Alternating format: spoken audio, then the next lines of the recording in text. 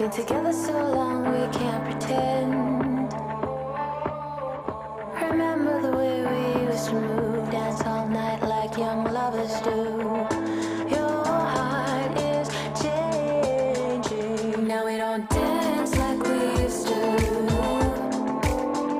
Silent disco on the floor, baby.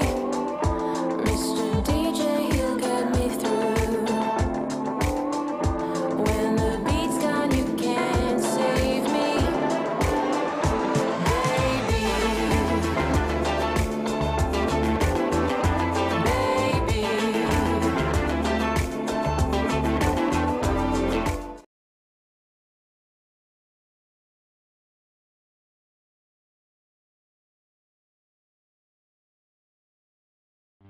This is Broad Radio. For you, by you. Broad Radio. Here for more.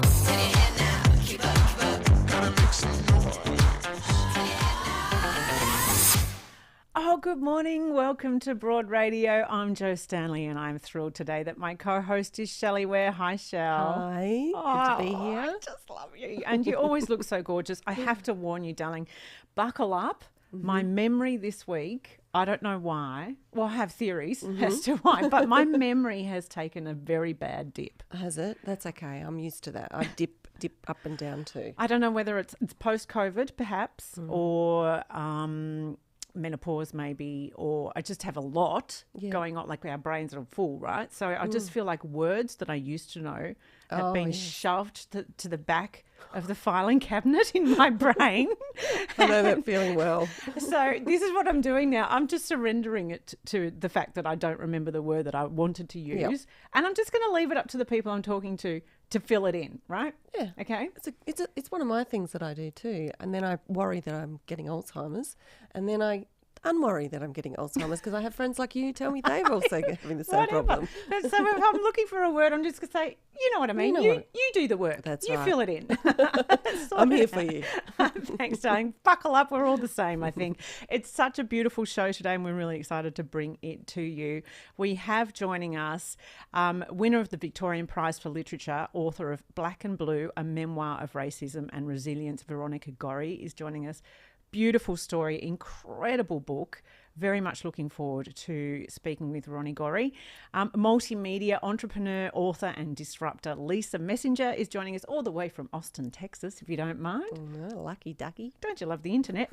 And Broad Radio's own Bianca Chatfield is joining us with her beautiful new baby girl, Kyah. And I tell you what, we've seen some pictures and we saw her on the screen and oh my gosh. Divine. Just, watch out for your ovaries. That's all coming up after this. Broad Radio is proudly supported by Chemist Warehouse. Chemist Warehouse, great savings every day. As we always say, if you are joining us live, it would be lovely if you would like to share your comments or questions along the way. You can join us on Facebook or YouTube or Twitch. I always forget to say Twitch. I'm not across Twitch myself, but Ro over there, our beautiful production manager, she insists on it. Ro, what even is Twitch for? It's for the young people in my mind. Twitch is for everyone. It's a really fantastic live streaming forum. You can just go twitch.tv. It's basically digital TV and anyone can do it. And definitely got lots of gamers and things like that. But it's also been a home for conferences and special events while people have been locked down, unable to travel with COVID. And it does really cool stuff. We had a streamer do a fundraiser for a husky rescue organisation I'm involved in, and she raised like nearly $20,000. Wow. We nearly had a heart attack. So it's brilliant. Wow. So there are people on Twitch. Yeah, just not us. Just not us. So you can, of course, watch on Twitch if you wish and comment as you do. If you would like to catch up on any of our previous episodes, you can do so via our podcast, Broad Radio on the Go, wherever you get your podcasts. And we'd love to mention to you right now that we're running a gorgeous Mother's Day promotion ahead of Mother's Day this weekend. We're celebrating every mother, so we're just asking you to nominate, mention, tell us about a mother in your life, whether it's your own or yourself or a friend or a sister or a daughter, whoever it might be, and you could win one. Check out these prizes. So we've got Kerry Sackfield's beautiful book, The Life-Changing Magic of a Little Bit of Mess. We've got Moores Hill pack of Pinot Noir wine. We've got a beautiful beanie from the Hook Designs. You can get some scooters. I love the idea of just hooning out in the streets with your girlfriend. We've got some beautiful soap from Murphy and Daughters and a pack of Big Pussy energy cards, which every mother needs, I think. Which, if you're looking at that collection of prizes there, Shell, which catches your eye? I'm going to go with Kerry's book, actually, because my life is a bit of a mess. So maybe I could have a little look at that. It's a great book because it gives us permission to just go, oh, well, never mind. So. That's the way it's going to be. How do you feel about Mother's Day? Oh, look, I'm not massive on it. I've actually sent my family away to Queensland, so I'll be here. They'll be on your own. They're having a surfing, father-son surfing trip. I'm not a massive believer, not even believer. Every day's Mother's Day, isn't that what they say? I don't need that day. Well, that is the perfect Mother's Day, in my opinion, that you get to spend it on your own. I know. Because, I didn't mean to, but I didn't care. Yeah. Because Mother's Day is like, yes, it should be every day, right? Of course, we need to appreciate the mothers in our lives and in society. We need to appreciate the incredible work that we carry as parents in general, but mothers specifically, particularly coming out of COVID. We know how much extra we've been carrying. That's been well documented. But I kind of go, I'm going to spend this week wondering whether I'll get a present that I like or not. And if I don't like it, I'll feel ungrateful. So that's bad. And I'll also go, oh, is that a waste of money? And then on top of that, I go, oh, you know what would be more awesome than Mother's Day? What about free childcare? What about equal pay? What about just acknowledging the mental load and sharing it in the household? Yeah, that'll be That's kind nice. of better than a pair of slippers. It is better than a pair of slippers, but I'm a little bit different to you. I take my son shopping. Do you? We go shopping and buy exactly what I want. And then his dad takes him shopping and then they buy something that I may or may not like. And then everything's okay. Okay, so have you put in a request for this week? Yes, we've already been shopping, so I've already got a nice top. So looking forward to that. And they're going to pick me something up in Queensland. But yeah, I'm really blessed with the son that I have. He's a beautiful boy. And I genuinely just feel that love and that appreciation every day. So, yeah, I would agree. yeah. And that's what I always say to my daughter, you know what, the cuddles you give me every day, that's all I need. Time with you is all I need. But and you know what, now that I think about my daughter, who is, again, similarly just so devoted and so loving, for her, it's nice that she can get something for me. Now that she's 13, she loves They do love that. it. Yeah. The kids love it. Like Taj loves it and I see the joy in that. But yeah, I'm a give or take. Yes. I said to my husband on the weekend, because my daughter plays footy, right? And there's an app that the footy club uses to communicate. And we're 4 weeks in, he still hadn't downloaded the app. And I've gone, you know what, for Mother's Day, how about you download that app? That's all I want, that you're sharing the load of the footy Agreed. communication. Download the app, for God's sake. Yes, come on. Just download the app. Well, happy Mother's Day to you if you're heading into Mother's Day this weekend, and thinking of you. If you are carrying a little bit of sadness in and around Mother's Day, because it's not always easy for everyone heading into Mother's Day. Well, let's welcome our first guest this morning. I'm really thrilled that she's joining us. She is author of the recent winner of the Victorian Premier's Literary Award for her book Black and Blue, a memoir of racism and resilience. Her name is Veronica Gorrie, and I just loved this book and I love her writing. Veronica, it's so lovely to have you on Broad Radio. Thank you, Joe and Shelley, for having me. So, I mean, one of the many threads, we were just talking about Mother's Day there, one of the many threads of the book that I found so moving, Ronnie, was your deep connection to your kids. And you say that they're the reason that you wrote the book. What did you want to pass on to them by sharing your story? I wanted them to know, like, everything that I've been through in my life. I didn't want my children to have to dig deep into the archives, which I have had to do for my grandmother and my other family members. So I just wanted to eliminate that process for my children and my grandchildren and generations after that. That's pretty special. That's something I'm actually doing with my mum at the moment because it is pretty hard to get all of that history. So I love that you've done that. But your memoir is a story of your childhood and a decade spent as a police officer. It's very personal with lots of memories of abuse and violence and racism that you've shared. What was your experience writing that, and what were some of the parts of history that were actually really difficult to recount? Yep, that's a good question, Shelley, but I started writing a book soon after I left the police. And at the time I was diagnosed with PTSD, anxiety and depression, and I had a trauma amnesia, so I lost a lot of my memory. And so I started documenting what memory I did have. And before too long, I had a book's worth of memories. But in relation to the book and my life, I think the hardest part was my childhood. I've had I wouldn't say a violent upbringing, but like when I was with my mum, who was an alcoholic, she was quite violent and abusive towards me. So that was pretty hard going through that. But it felt as though it was I really loved how you told your story, Ronnie, because you didn't sort of over sentimentalize it. It was so sort of factually written, but with this real heart. And I found it so incredibly moving. Did you imagine the reader as you were writing it and hoping that you maybe were shifting opinions and thoughts and how people see those sorts of violent experiences as people grow up?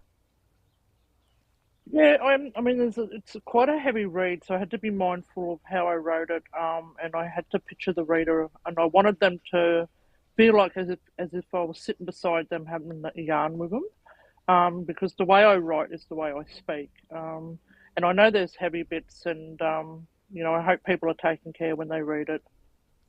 So what has been the response of people that have read it, and have they been able to reach out to you with similar experiences?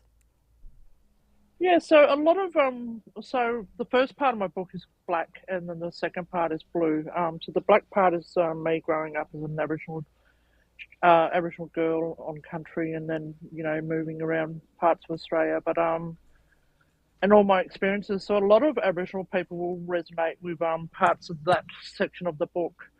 But it's not to say that it's everyone's story. It's just my story. And so I don't want the reader to think that all Aboriginal men are violent. Sorry, because that's not the case. I've raised an amazing Aboriginal man, and he's beautiful. Yeah. So repeat the question again, please? So have Shelley? people been able to reach out to you and share in that similar experience? What has the response been from readers? Yeah. So mainly with mob who have been in constant contact with me when the book first came out. I've had to nurture them through the process because they felt overwhelmed by it, and I guess because of their ability to resonate with it, and a lot of people aren't able to tell their story, growing up and what they've been subjected to the way I did, and that's the only difference between me and them is that I've written about it. So I've had to nurture a lot of Aboriginal people and my family as well. But I haven't heard from any of the former people that I've worked with in the police, which is probably a good thing because I don't want to hear from them. But I've heard from other former police and serving police officers all over so-called Australia and the world. But so it's been received really well in that regard.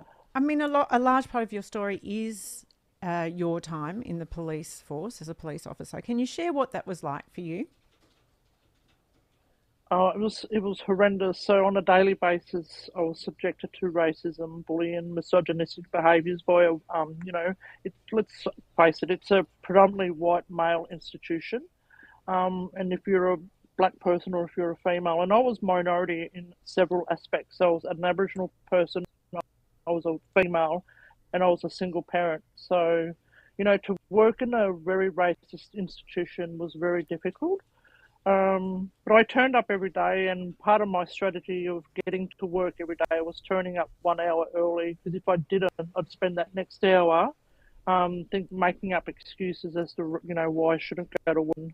I had gastro a lot, and did to a lot of other people, but no, I didn't have gastro, but that was one of my excuses. It's a good excuse.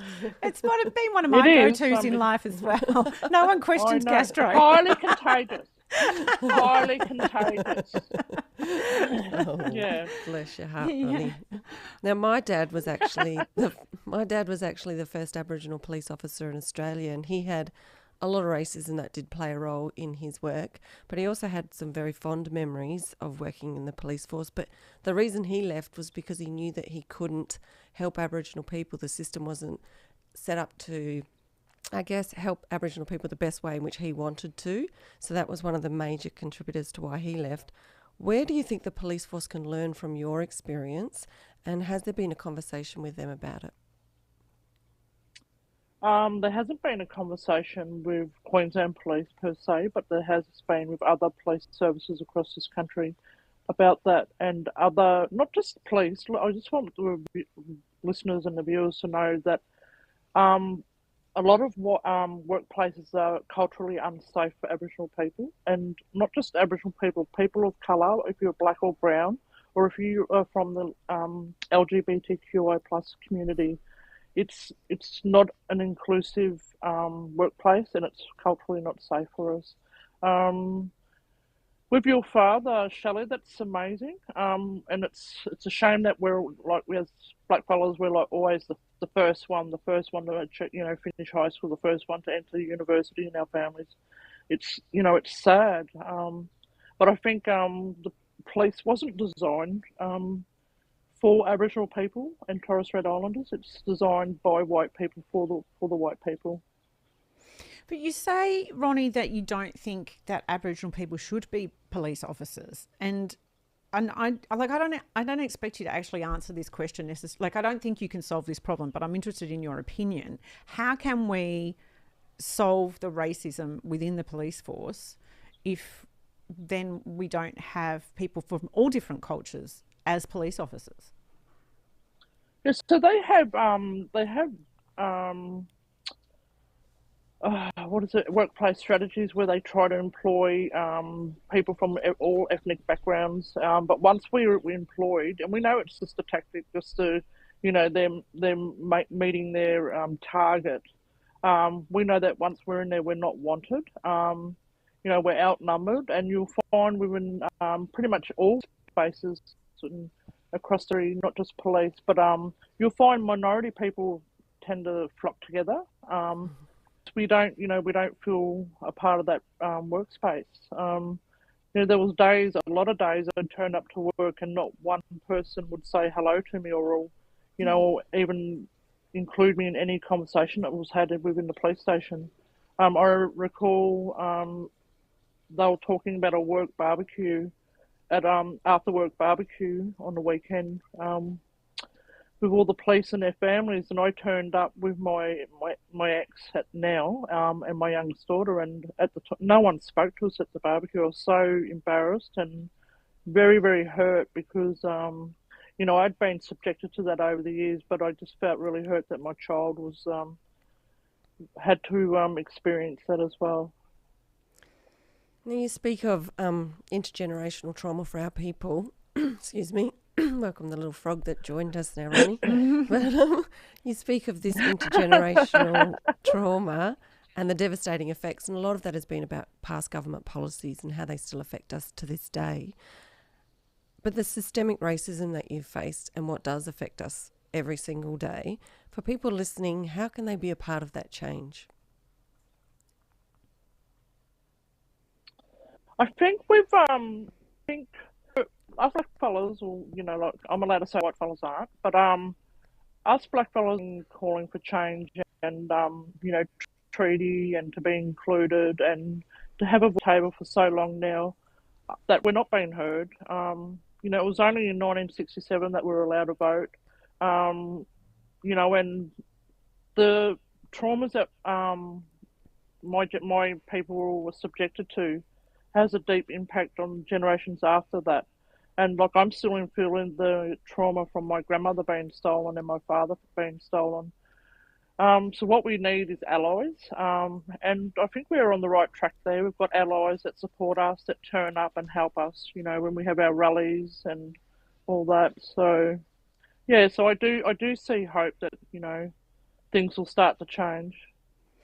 Well, I mean, I would say, and I consider myself, I'm doing my best every single day to be the best ally that I can be. And one of the things that has been a profound shift for me in the last week, Ronnie, was reading your book. And I would recommend everybody read this book because it not only shares your story, but it puts your individual story in the context of this horrific, abuse that all of your people have experienced and the intergenerational trauma that you have experienced. It absolutely... it just humanised a story that we've all kind of aware of, but made it very, very real, particularly because you start with your grandparents and them being taken. It's so beautifully written, and it shifted me, I have to say, Ronnie. So I hope that other people have said the same to you. Thank you so much for those kind words. And I think one way of, non-Indigenous people that can support Aboriginal people is to buy our books, read our stories, support us, in all areas, like whether it be, musicians or creatives, we're all out there, and we're very self-determined. But I for all the, non-Aboriginal people that are reading my book, thank you so much. And I hope you have a better understanding of, it's, although it's just my story, a lot of other Aboriginal families do resonate with it. Well, we've got a question here actually from one of our listeners who's joining us and sharing on Facebook, Stacey. She's saying, I'm so sad by Veronica's story. I'm a white, cis, lesbian female and have not lived 1 minute in Veronica's shoes. But to Shelley's question, I want to support and be an ally. Is there a group I can join? Is there actions that we can take, Shell? Yeah, well, there are. There's a lot of actions. Yeah. You go ahead and I'll share mine after yours. Okay, well, to do your bit, thank you, that's a good question. But you can pay the rent, and if you Google pay the rent, you can contribute financially, but not just financially. It's not, monetary, it could be services. But you're all living on stolen lands anyway, and profiting and pilfering from the lands of the traditional owners, and pay the rent. It's a fantastic organisation. Is an organisation a sort of more of a platform that you can go along and actually contribute? I think it's more of a platform. Yeah. I also think, Stacey, you can do things like being involved with your local community and hearing the local stories and immersing yourself and meeting Aboriginal people. And what Ronnie was talking about was listening to actually lived experiences, buying the books, watching the films, listening to podcasts and sharing in those stories. And also a really important thing is understanding the history of your own country. There's some fantastic resources out there that are, let you know what actually happened and why the situation that Ronnie's in with the systemic racism, and I find myself in quite a lot, that this country is built on systemic racism. So doing your part to understand that and your role is really important, Stacey. Yeah, Ronnie, you have a beautiful analogy in your book where you say if you were to visit another country, generally you research the culture, you research, the beautiful music and the art and the history, and you understand why places are called what they are and all of that sort of stuff. Why wouldn't you do it for your own country? Which I just thought was a really great, it's not just an analogy, it's just a fact. Why wouldn't we do it for our own country? Well, I guess, since colonisation, with the settlers, the white people that are here now and before have this sense of entitlement that it's their country when it's not their country. You're a visitor on our lands, and you should be acting like one. Do your research, do your own research. Don't make us do your research. Unless you're going to pay us, and I'm quite happy to be paid to do your research if you want to pay me. I find it in the year of this, where it's 2022, and I did a lecturing at Monash University a few weeks ago, and I was told by a few of the students that I was the first Aboriginal person they've ever met. What? in 2022. And at blackfellas, we all know Every this day. is the facts. Like I would say 1 in every 10 white people have made connections with Aboriginal people. So 9 in every 10 white people have never met, have never spoken to an Aboriginal person. And yeah, you'll get that one white, one of the white people that I used to go to school with an Aboriginal kid back in in primary school. But did you allow that Aboriginal child in your home? And I'd say that the answer would be no. Every Jeez. day, I have to say that. That's actually blown my mind. Yeah. Wow. Okay, so there's lots of things we can do daily. I just want to finish by saying, Ronnie, so much of what you carry and you share in the book and that you carry every day in your story it seems like it's tinged with guilt and regret and shame. You talk about that a lot, and I just wanted to reach through the pages of the book and give you a hug because I also see incredible strength and resilience and love and compassion in you. And I hope, do you feel those things also, that you carry those things? Yeah, I guess. Since the age of 8, I've been groomed as the leader of the family. In my family circumstance. But yeah. I just thank you for that, Joe. And I do feel your hugs. Thank you. But I just want. Oh, look, I've forgotten what I was talking about now. That's all right. Your resilience. Resilience. We're talking about resilience. Oh, yeah, Do you feel like a resilient person? Well, it's not resilience. It's like, as a black woman, we're all resilient. I mean, every day, the battles every day. It's not just one day a year, or people think we get up and march and do the rallies on Invasion Day. It's every day of the year. We're calling people out for the racism that's happening within our communities. So, I do say that I'm resilient. Unfortunately, I shouldn't have to be. I shouldn't have to go to war every day, but that's how it is, unfortunately. Well, as we were saying, do what you can to be an amazing ally. And I would say the first step today is to buy this book and read it and share it with your connections, your family, your friends, because it is just so powerful. And it's a beautiful book. And I'm really grateful to you that you shared it, Veronica. Thank you for having me, Joe and Shelley. Have a deadly day. You too.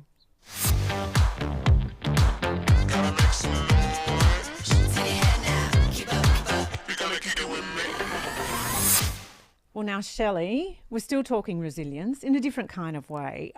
When I first started Broad Radio, a very lovely woman that was working with us on the show, she gave me this book. It's by Lisa Messenger. This one is all about being an entrepreneur, but she has written, in the 10s. I'm going to say 16, but I think maybe more than that as far as books are concerned. But she is a prolific producer of amazing materials to help us all embrace ourselves as who we are and to step into a limitless life. Doesn't that sound nice? Oh, that sounds so good.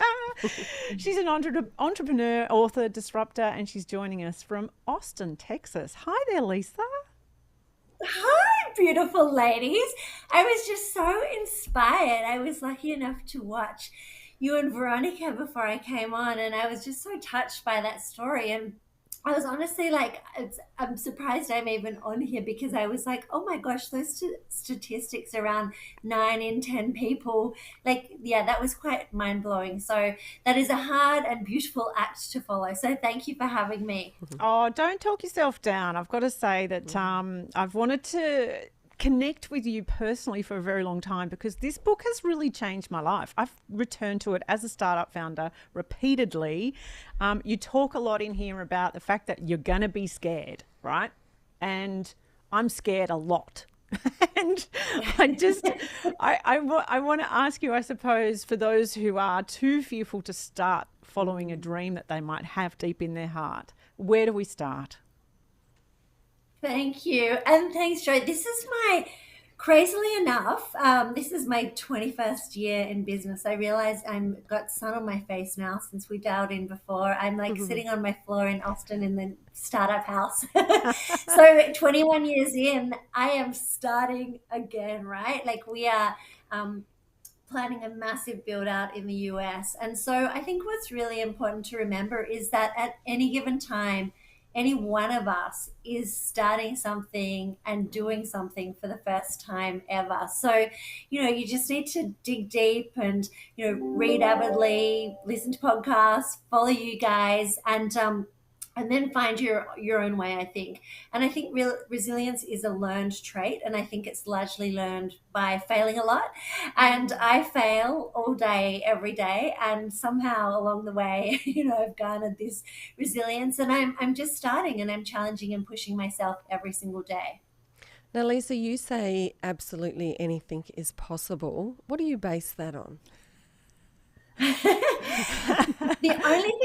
The only thing I can possibly base that on is my own lived experience. And I don't know how raw you want to get, but I go back to my life in my 20s, and I was drinking too much. I had alienated my family and hadn't spoken to them for 3 years. I had no semblance of who I was, what I stood for, what my values and beliefs were.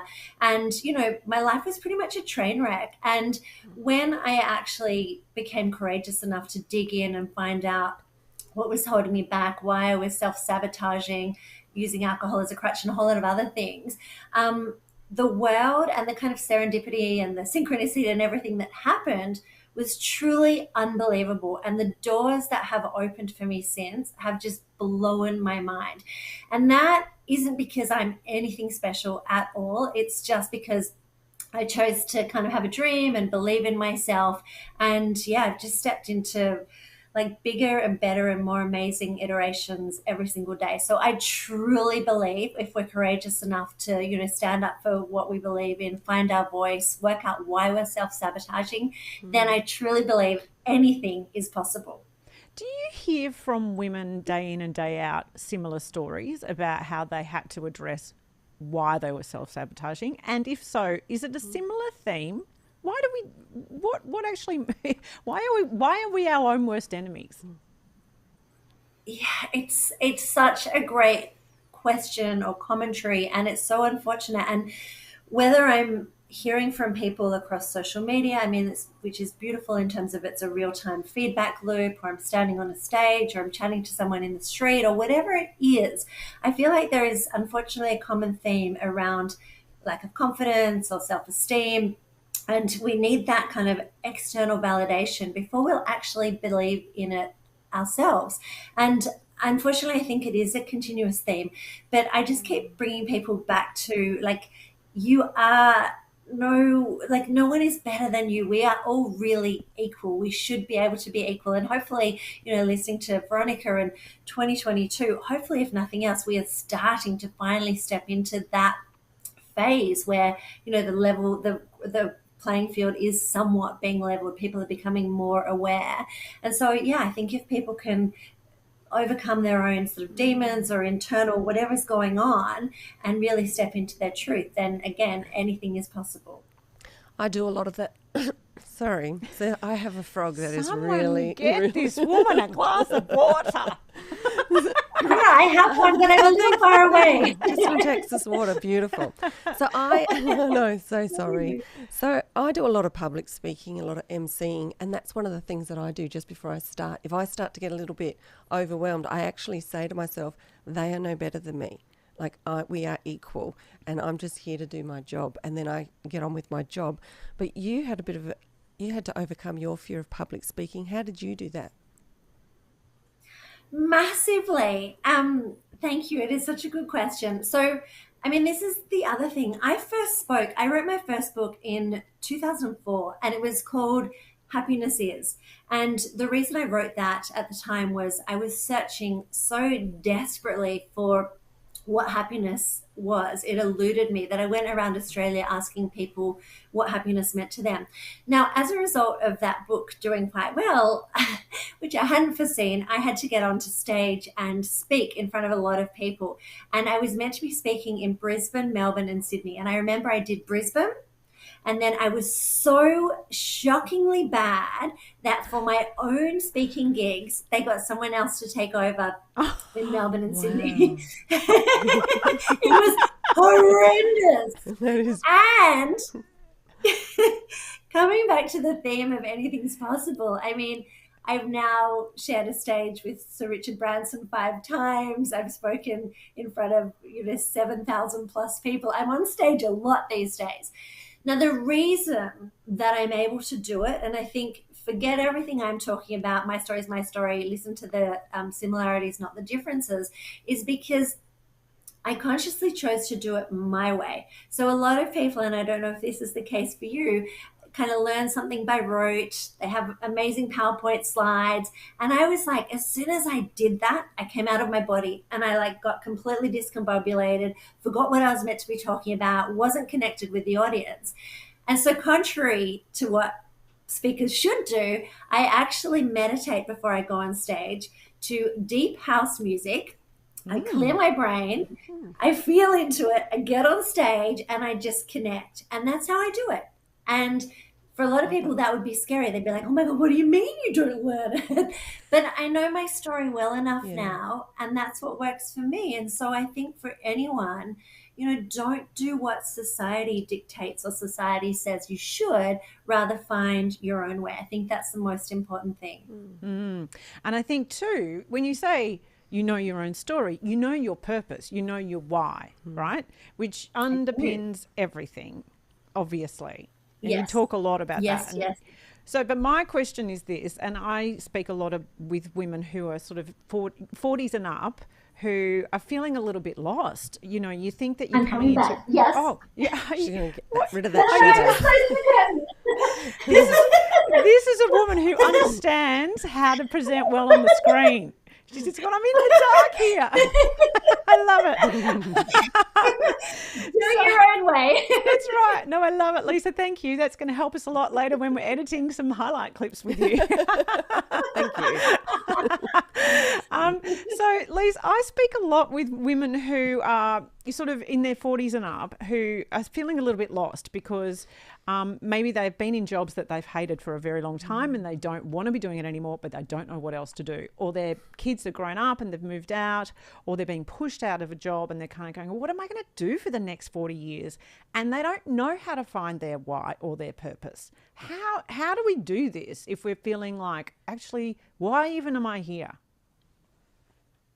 It is such a good question. Thanks, Jo. So I'm not going to give away my specific age, but I am 40-something plus. And I would say I didn't truly step into my purpose, truly, until I was after 40. In fact, before that point, I'd had my own business for many, many, many years, but I had been over-servicing, undercharging, being everything to everyone. It wasn't until I was over 40 that I really hit what I wanted to do. So it is never too early and it's never too late. I would say 3 things. Number 1 is feel into what excites you, what makes you want to jump out of bed every morning, what kind of lights your soul on fire, what's the thing that you do that makes time pass by. So that's number 1. Number 2, start to listen. I talked a little bit about external validation before. Start to listen for a while if other people are like, oh my gosh, you're such a great connector, or you're really great at, whatever the thing is. Start to listen to that and go, oh, is there something in number 1 and number 2? And number 3, if you're wanting to make it a career or have your own business, the important piece that is number 3 is there some kind of commercial viability? Is this something that people want to buy, that there's a market for, that I can actually make money out of? So I think they're really important things. And the beautiful thing these days is that people can work for someone else and have a side hustle, or they can start their own business. And again, in my experience, it comes back to that that courage piece. You don't necessarily need to have a lot of money. Again, talking about self-sabotage. And Joe, my second favorite book almost to Daring and Disruptive is Money and Mindfulness, which I talk all about, that there are more currencies than cash. And that's a really important kind of notion, I think, for a lot of people who are wanting to start out, who say, but I don't have enough money to do it. And a lot of how I've grown my businesses is I've looked at, how can I trade? What can I trade with other people? Is someone great at doing websites? Am I a great communicator? Can I help them with communication? And can they build me a website? So think about that. There are many, many different ways that we can start. I love that trade. It's very much an Aboriginal way too, like I will do something for you and you do something for me. So I love that that's something you've talked about. So you have inspired so many people in the space of being an entrepreneur, in resilience, even in your own relationship breakdown that you've actually had.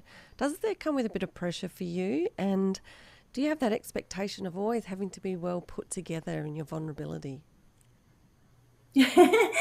Well, again, and thank you. I mean, I did have 6.5 years ago, I had a very public relationship breakdown. And what I've learned since then, it's a funny story, and I don't know how much time we have. Funny in retrospect, I've written a book called Life and Love in the series, and that person had come and proposed to me the day that I was shooting the cover for the book. And so, I ended up writing this whole chapter at the end about, and life couldn't get any better. He just proposed. And the book came out and went to number 1 on Booktopia, and it was doing really well. And I was doing a whole lot of TV and radio interviews. And 4 days later, he came home and said, "Oh, I can't do this anymore." So I don't share so much of my public or my private life anymore. I choose very carefully what I share.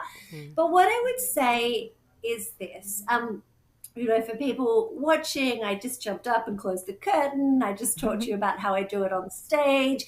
I think if we try to be someone that we are not, and we're not truly authentically living daily in our truth, then it's very easy to be tripped up. We then end up with skeletons in the closet and we forget what we've done. And there's so many people we see, particularly on social media, who are trying to keep up this facade of perfection. Whereas I kind of just let it all hang out, and what you see is what you get. And it's a much easier way to live. And so when people say, "Oh my gosh, you're really vulnerable," or "You're really authentic," I'm like, I just find it easier.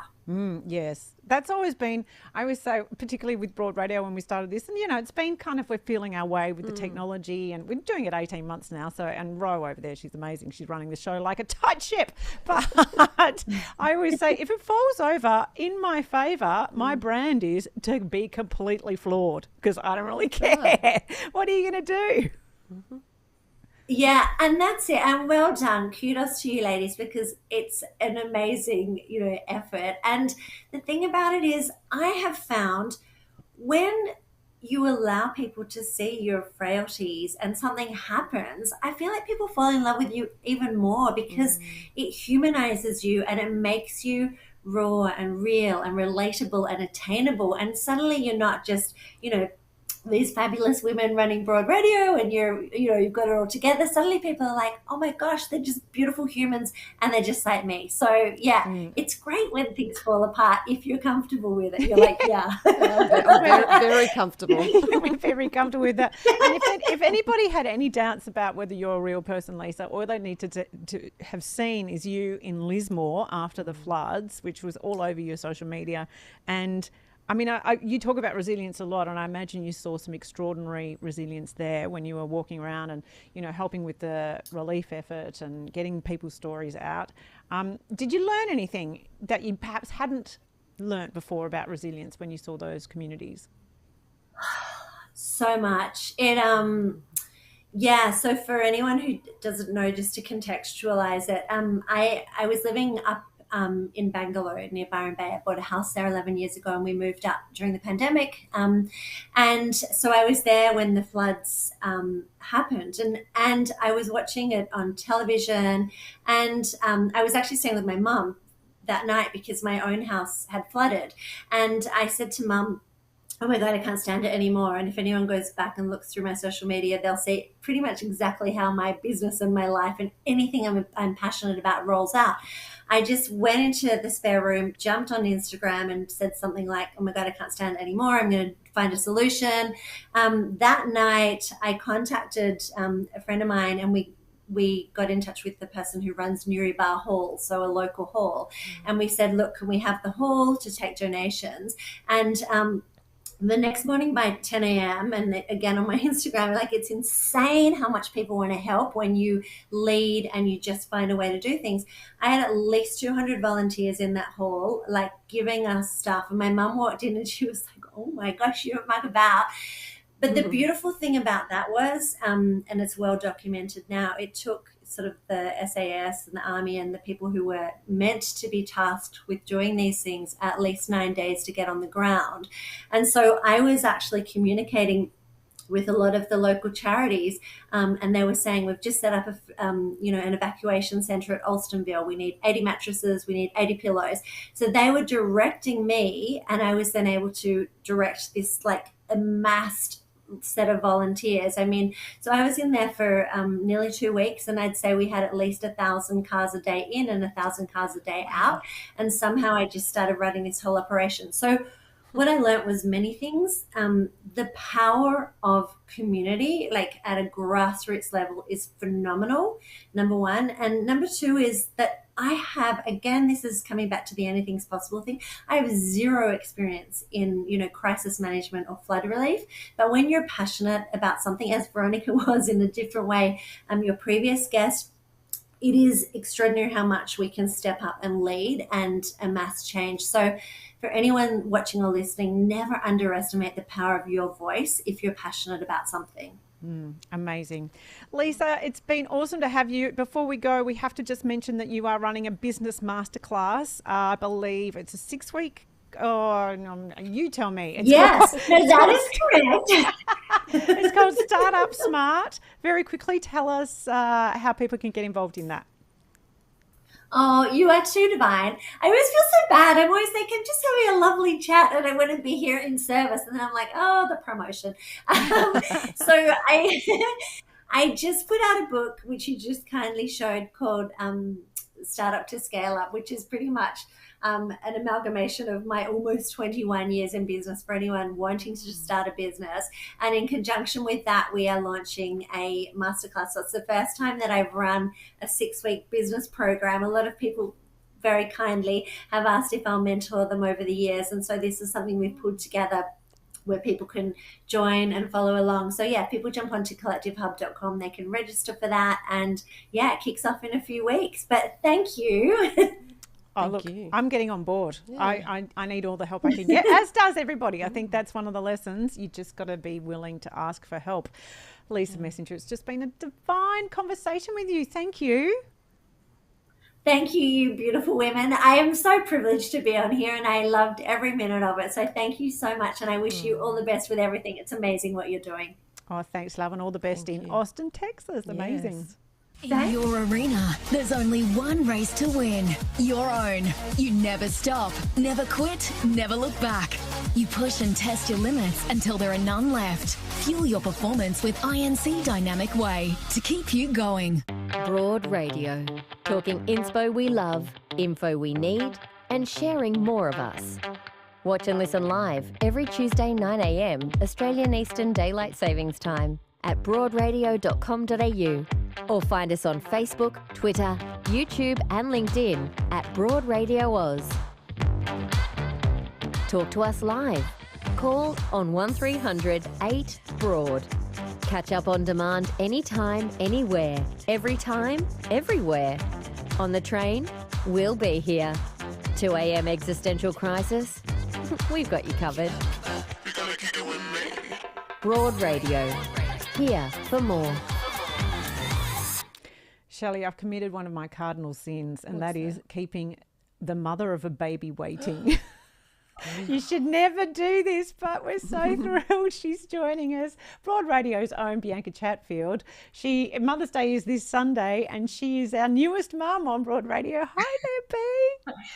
Hello. And you know what? I've been listening into the whole show because Kyah has been asleep. So we've just been listening to your fabulous voices. And I mean, I've been loving it. Lisa Messenger, an idol of mine as well. I've read everything that she's ever put out there and love listening to her. So, but it's great to be back. Oh my God, love. Look at your baby Kyah. So beautiful. You're going to have to lift her up because Just your a little name, bit. there she is. Oh, there she is. Oh, She's just starting to smile because she's in don't that, wake like, her up. I'm waking up from a sleep little is she? mode. Here we go. Sorry, Kyah. Oh, there you go. Oh, there my you gosh, go. Do you miss cuddles with babies, Shell? I do miss cuddle. I wasn't a baby cuddler before I had a baby, and he's pretty much been the only baby I've cuddled. But yeah, I miss those cuddles. How's it been, Bea? How old is she now? So she's 12 weeks. I don't know where that 12 weeks has gone. I don't know what I've done other than kept her alive. That was fairly important. Yeah, fairly important. Yeah, it's just been a massive, steep learning curve. It's been a huge eye-opener and a massive respect to every other parent out there who's done it more than once. But I've loved it.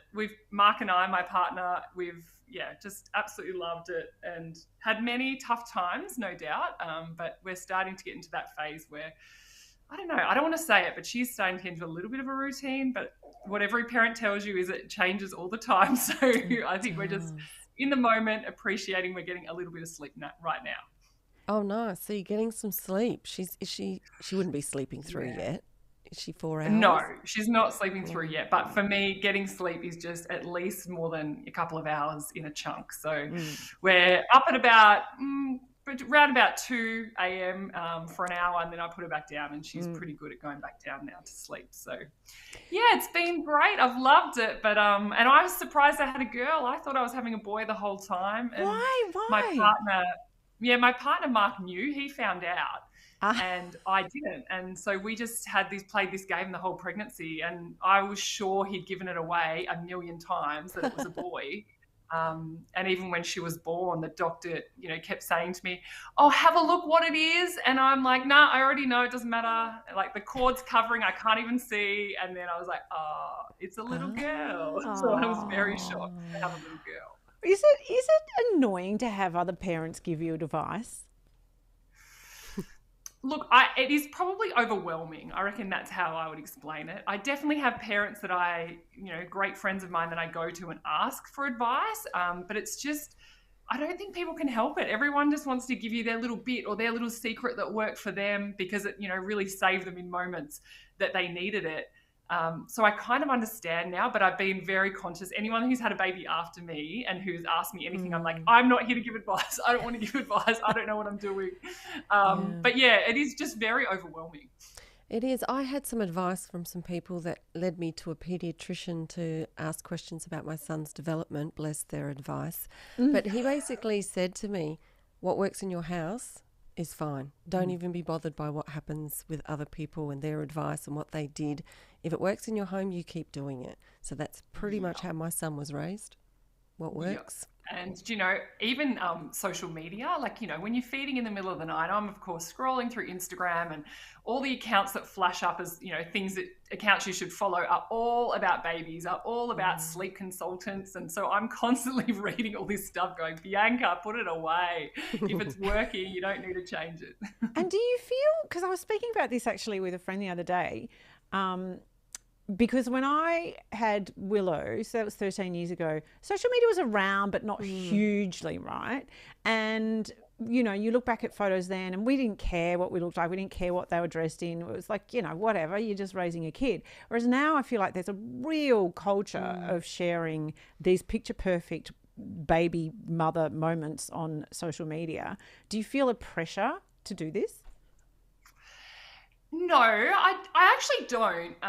In terms of sharing her, I don't share a huge amount of her on Instagram. Maybe if we're going for a walk or things, but never really a huge amount of Kyah. Do you know what I've really found the pressure? I have gone back to do some work. So I'm working on the netball for Fox Sports, and the season is right now. And what I feel a bit guilty about, or sometimes a bit funny about, is posting that I'm back working. And of course, I'm getting full hair and makeup before I'm at work. You're looking nothing like what you look when you're at home on the couch.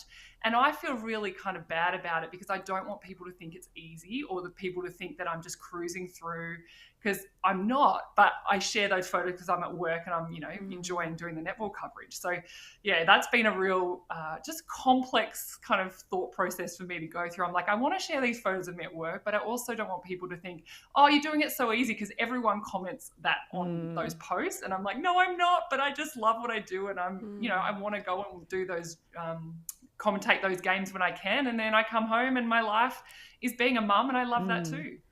Just shake those feelings off, Bianca. I mean, it's frustrating that people judge based on a photo as well. Like, you've got no idea what's going on in someone's life behind that photo. Yeah, and being a mum is very and difficult. And as we know in the media, like you get all glammed up, and I'm not doing any of that when I'm at home. But I love that part of my job too. I'm like, yep, put on all the lashes, put on everything. It's like so great when you get the opportunity. It's the best. You feel like you had a day spa. It's true. It really adds to the fake it till you feel it, because it's all fake, but it starts to feel kind of good. What have you learned about yourself then, B? So much. I've learned that life is not about me anymore, and just because I want to go for a walk doesn't mean she wants to go for a walk. And probably I've always loved keeping fit and going to the gym all the time, and I can't do any of that at the moment. And I've learned to be okay with that just going for a walk or whatever it might be is enough. But also just how strong you can actually be when you need to be, and when you've had no sleep and she needs you, so you have to be there for her, and you can't just switch off and go to bed. And that's what I've probably learned the most, that you just can keep pushing yourself through, and then when you need to, your partner steps up and takes over. And I'm very lucky that Mark is someone who is just so caring towards me, and we had to have a bit of a chat early days around he felt so helpless, and I was basically, you look after me and I'll look after her, and this is how we can get through like this really kind of tough early days. And that's really been helpful. So my breakfast is always ready for me when I get up in the morning. Like, he's just been so sweet in caring for me, and it's allowed me to have all the energy to care for her. I should have married Mark. Oh my gosh, Shell's going, what? Breakfast? Really? What? I know. How do I get And he one does of the those? laundry, and he does all the cooking, and I'm going, oh my gosh. I should have married him. Yeah. Definitely should have married Mark. I love that. Oh my gosh. Well, you know what? It's just lovely to see. We've got women all over our socials saying my eggs are rattling. That's from Donna. Pato's saying she's so beautiful, and Katrina says baby diamond in the making. I mean, you don't want to pressure your kids to follow in your path, but you would love it if she ends up being a netballer, surely. Well, yeah, and just playing sport. It doesn't actually bother me what sport, just playing sport, because I know how amazing it has been for my life. Not playing at the elite level, that's been great, but just being involved in sport and how much it teaches you, and how great it is to have teammates to hang out with on the weekend. And yeah, so I don't care what sport, I just want her to enjoy playing. And I mean, she's going to have very tall genes. So she is. Oh my God. When you're So tall and gorgeous. you're playing sport. But what if she's got no ball skills? Like, some people like me, I was just born not able to catch a ball. That's just a fact, right? You're going to have to accept that in her if she maybe doesn't have that skill. Absolutely, that's right. Just be active. Just be active. We'll do that instead of sport then. Yeah. You don't always get what you want. We were an athletics family, and my son thinks it's the worst thing in the whole entire world. And now he's a surfer. So we spend a lot of time at the beach with all of the surfing. So you don't always get what you want. So you just have to keep an open mind there. But it is your first Mother's Day coming up. Are you excited? Do you have any plans? No, actually, do you know what? We haven't really even thought about it, but we did. Mark was saying, because it was my birthday recently, and he's like, oh, another present for Mother's Day. And I said to him, and I'm like, you know what? We can set our own little family traditions now. And, rather than put so much focus on Mother's Day or Father's Day, like, why don't we just always make sure that we go and do a little activity as a family, or, just do something together rather than feel like we've got to buy presents for each other. Exactly. Yeah. Because I certainly don't need anything. But so we're actually taking Kyah to a little baby day spa on Friday. That's our little family outing for Mother's Day. So I know, I can't wait. We've been wanting to take her, so we're going to go do that on Friday. Is this one of those pools where they bob around with the weird donuts around their necks? Oh. Yep. They are so funny. I keep seeing everyone on Instagram with them, and I'm like, it. we've got to take her. We've got to, and there's one down the road from us, so we're like, we're going to take her just so she can just back in the pool. They look like little beach balls just bobbing around. Yeah. In the pool. I'll have to check it out. So cute. Oh my gosh. Oh, it's so lovely. All right. So one final question for the two of you, because this has sort of been the theme of the show. Resilience, I think, very much. You have to be resilient to be a mother of a newborn, that is for sure. And now our kids are teenagers, and wow, there's some resilience in there. So where do you find your resilience, Bianca?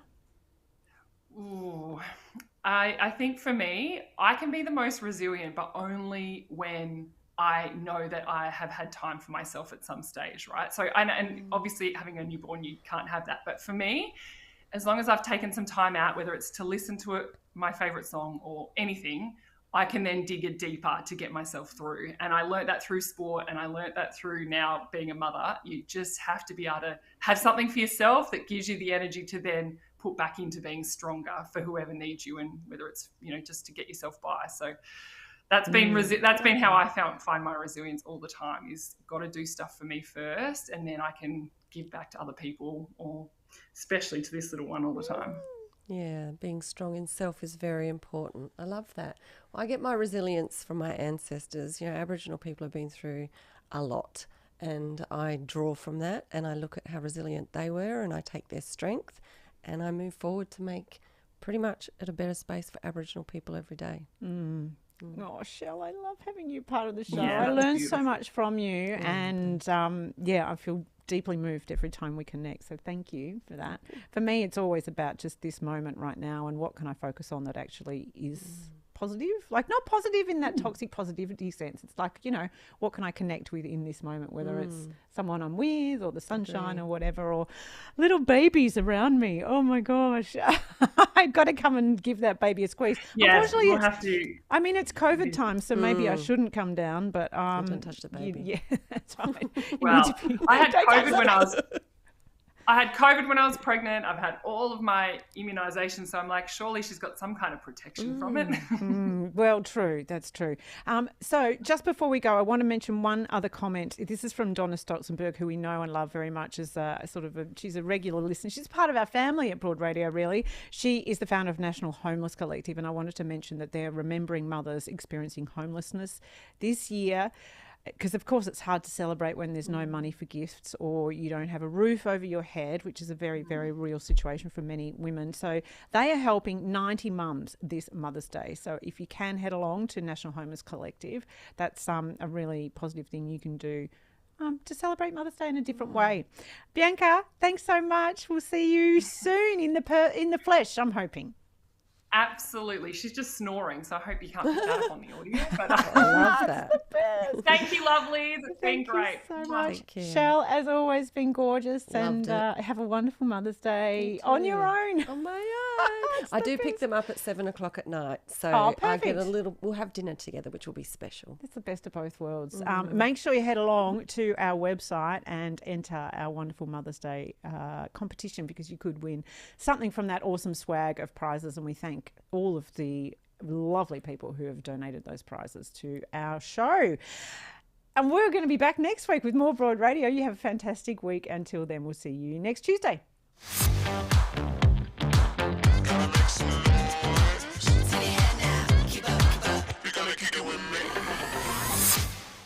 Smoke and mirrors, pretty lights. Another runaway city boy getting too high. But boys like you